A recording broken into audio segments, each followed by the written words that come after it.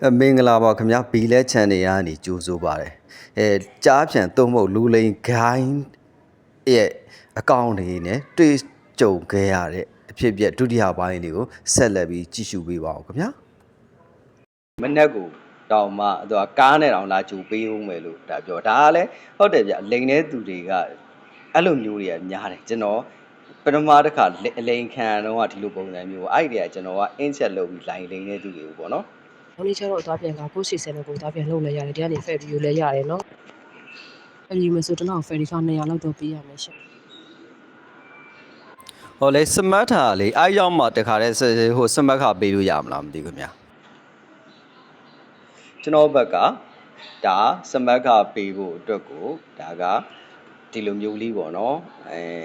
လူချင်းတွေ့မှပေးမယ်ဆိုတဲ့ဟာမျိုးကျွန်တော်ကနေပြီးတော့မေးလိုက်တယ်ဒါလိန်မန်းငကိုတွေကလိန်မန်းသိပါတယ်ကျွန်တော်ဒီကောက်တွေကလေ။ဟုတ်ကဲ့ရှင်အကိုရဟိုတယ်မှာလူခံရှိလို့လာမေးတာမဟုတ်ဘူးလားရှင်အဲ့မှာကျွန်တော်ကအဲ့စကားလေးပြောတော့ခုနကတော့ကျွန်တော်ပြတယ်ကျွန်တော်ကိုလမ်းညွှန်ပေးတဲ့အကောင့်မှာကျွန်တော်ကသွားမေးလိုက်တာပေါ့နော်အခုဒီကနေအချက်လက်တွေပို့လာပြီးတော့တခါရေးမန်နေဂျာကို2000လွှဲပေးရမှာပါနော်အဲ့တော့မှသူကကလောက်က confirm ဖြစ်ပါတယ်ရှင်သူကမန်နေဂျာကို2000ပေးရမယ်သူက1500ပေါ့စားပဲကြီးယူရမယ်ပေါ့မန်နေဂျာကိုမဟုတ်ဘူးပေးတာလို့ပြောတယ်ခင်ဗျာအင်တာဗျူးရှက်အတွက်တခါရေးတိုင်ပြီးတော့ဆက်မှတ်ပေးရပါမယ်ကျွန်မကတော့ agency က1500ယူပါတယ်ဒါကျွန်မကိုချက်ချင်းပေးဆရာမလို့ပါဘူးဒီမှာလို့ပြီး15တဝီထွက်မှကျွန်မကိုပေးရမယ်နော်ဒီလိုစမခါကိုချက်ချင်းတန်းဆက်မှတ်ပြီးတော့မဝင်ချင်ဘူးဆိုလို့ရှိရင်ကျွန်မကအခုကအင်တာဗျူးမရှိတဲ့အတွက်မန်နေဂျာကိုမဟုတ်ပေးပြီးတော့တခါရထည့်လိုက်တဲ့သဘောမျိုးပဲเนาะဟုတ်ပြီကျွန်တော်အလုပ်တွေလုပ်ပူးတယ်ပေါ့နော်ကျွန်တော်တာဝန်ခံဒီအဲ့လိုမျိုးလုပ်ပူးတယ်ကျွန်တော်ကိုယ်တိုင်အင်တာဗျူးတွေကျွန်တော်မေးခဲ့ပူးတာတွေရှိတယ်ရှိတဲ့နေထားမှာမန်နေဂျာကိုမိုးဘိုးပေးပြီးတော့ထဲ့မယ်ဆိုတဲ့ဟာမျိုးပေါ့နော်ဒါကြတော့ဒီဟိုဥစ္စာပေါ့နေပညာပိုင်းမှာပါတယ်ပေါ့အဲ့လိုမျိုးပုံစံအနေထားမှာကဲလုပ်ငန်းခွင်ထဲမှာပေါ့မဘိုးရပြီဆိုပြီးတော့ဘာမှမတက်တဲ့သူကိုကောက်ထည့်မယ်ဆိုဒီလုပ်ငန်းခွင်ကြီးကဘာမှ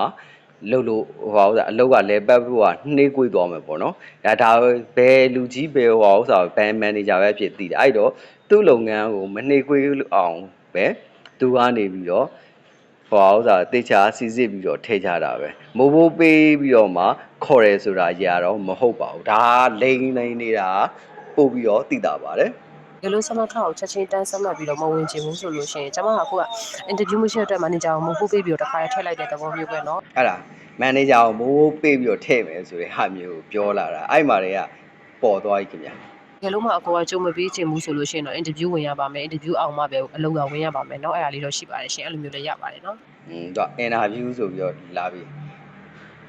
ဟုတ်ကဲ့ခင်ဗျအဲ့ဒါဆိုရင်လေမဲဆောက်ဘယ်နေရာမှာဟိုဥစ္စာလာပေးရမလဲမသိဘူးခင်ဗျကျွန်တော်လည်းအခုအပြင်လေရောက်နေတာဆိုတော့ကျွန်တော်အဲ့အပြင်ကနေတခါတန်းလာပြီးတော့လေစမတ်ခါတခါလာပေးပါမယ်ခင်ဗျကျွန်တော်ဘက်ကနေပြီးတော့အပြင်မှာတွေ့ပြီးပေးမယ်ဆိုပြီးတော့ကျွန်တော်ပြောလိုက်တဲ့အချိန်မှာသူဘာပြန်ပြောသလဲဆိုတာကိုနားထောင်ကြည့်ပြီးပါဦးဟုတ်ကဲ့ရှင်အကိုကြီးကျမကကျတော့လေဒီကနေပြီးကျမလက်ခံတာကျတော့ကျမလက်မခံဘူးရှင်ဘာဖြစ်လဲဆိုတော့ကျမကမန်နေဂျာဘန်ပဲတိုက်ရိုက်ထိခိုင်းတာဆိုတော့လေသူကမန်နေဂျာဘန်ကိုဓာတ်ရိုက်ထည့်ခိုင်းတာဆိုပြောတာဒီအချင်းကဘာလို့မဆိုကျမဒီမှာ15ရက်တဝီထောက်မှာကျမကြည့်တယ်တော့ဟိုလာပြီးလဲကျမဘန်ထဲကနေပဲလွှဲပြရမှာဆိုတော့ကျမဘန်ထဲမှာလည်းလောဆယ်ပတ်စံ800လောက်ပဲရှိတယ်ဘန်ထဲတော့မထည့်ရသေးဘူးခုကကျတော့မေပပတ်မှာလူကြုံနေရဆိုတော့လေဟုတ်ကဲ့သူအဲ့လိုပြောပြီးတော့သူလိန်ထားတဲ့ဟာတွေကိုကျွန်တော်ကိုပို့ပြီးပါတယ်ဒါတော့မှဒီဟာလိန်ထားတာမှတယောက်ပါခင်ဗျာတယောက်သူ့ရဲ့ဘန်အကောင့်နာမည်ကဒီမှာဘန်အကောင့်နာမည်ကဒီတစ်ခေါက်မှာဒီတစ်မျိုးပေါ့နော်ပြီးသွားရင်ဘန်အကောင့်တွေကဘယ်တစ်ခုလောက်ရှိလဲမသိဘူးเนาะဒီဟာပြီးသွားနောက်ဒီမှာဒီအတန်ဖိုင်လေးဘလို့အခုအဆင်ပြေရဆိုလို့ရှိရင်လည်းဆက်မအဆင်မပြေဘူးဆိုလို့ရှိရင်လည်း cancel လိုက်လို့ရပါတယ်ရှင်เนาะနောက်ဒီမှာဒီဟာကြတော့ဒီဘန်အကောင့်ကတစ်မျိုးပေါ့နော်ပြီးသွားရင်အဲ့လုံးကအကူအငွေစုမပေးချင်ဘူးဆိုလို့ရှိရင်လည်းကျွန်မပြောသလို interview လေးဝင်လိုက်လို့ရပါတယ်เนาะ interview အောင်နေဆိုရင်တော့ထည့်ပေးလို့ရတယ်ရှင်ဆက်ပေးချင်မလို့ဘူးရှင်ဒီမှာဘန်အကောင့်ကဒီမှာတစ်ခုပေါ့နော်ဒါဒီဘန်အကောင့်ကတစ်ခုဟုတ်ကဲ့ခင်ဗျအင်တာဗျူးကြတော့လေဘယ်လိုဝင်ရမှာလဲမသိဘူးခင်ဗျအဲ့မှာဘယ်အချိန်ခေါ်မလဲမသိဘူးခင်ဗျဟုတ်ပါကျွန်တော်ကနေအင်တာဗျူးကိုကျွန်တော်မေးလိုက်ပြီပေါ့နော်မေးလိုက်ရင်သူကဒီဟာတွေဆက်ပို့နေရပေါ့နော်ဒါကဟိုဥစ္စာနဲ့ KB နဲ့ပို့တာပေါ့နော် KV နဲ့ပို့တာလေဒီမှာအတန်ဖိုင်လေးနဲ့ပဲဒီလိန်တဲ့သူတော်တော်များများကလေအတန်ဖိုင်နဲ့ပဲသူကပို့တာများတယ်စာမရိုက်ဘူးစာမရိုက်ပဲနဲ့အတန်ဖိုင်နဲ့ပဲပို့တာပို့ပြီးတော့ရင်သူက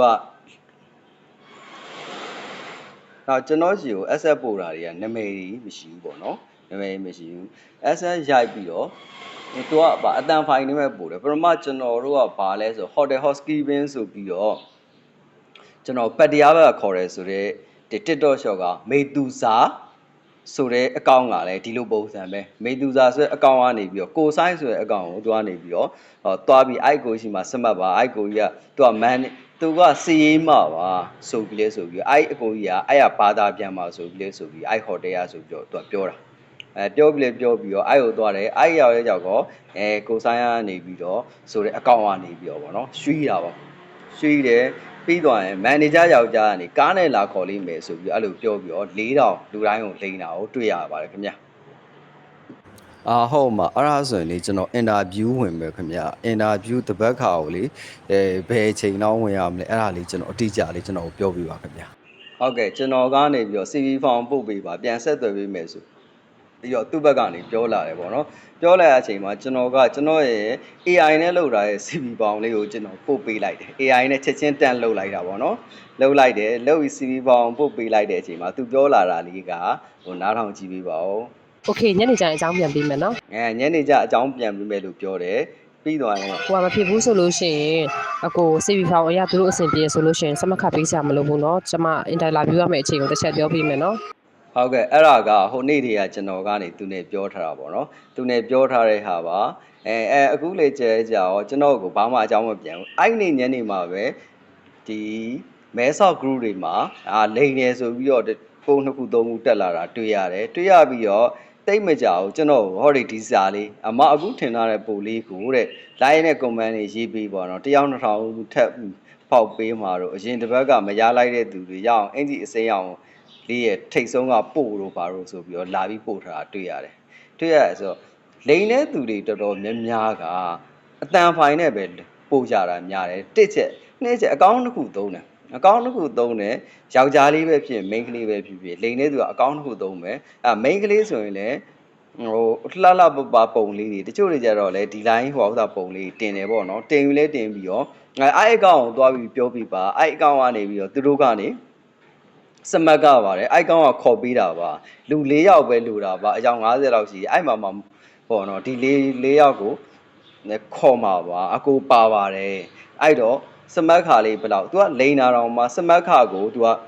ဟိုမှာစမတ်ခါက9000ကျတယ်2500ပဲပေးထားမယ်လုပ်ငန်းခဏရောက်မှာပေးရမှာ2500တော့အခုချက်ချင်းပေးရပါမယ်ဆိုတော့လိန်ကွက်မျိုးပေါ့နော်ယုံအောင်လို့အယုံသွင်းပြီးတော့ तू ကလိန်နာတွေ့ရပါတယ်ဆိုတော့ဒီဟာလေးကိုကျွန်တော်တင်ပေးရတာက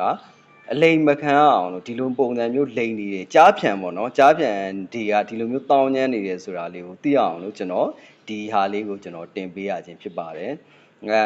ဘီလက် channel လေးကိုလည်း like and subscribe လေးလုပ်ပေးကြပါလို့ပြောရင်းနဲ့ကျွန်တော်ဒီ vlog လေးကိုနားပြရစီခင်ဗျာ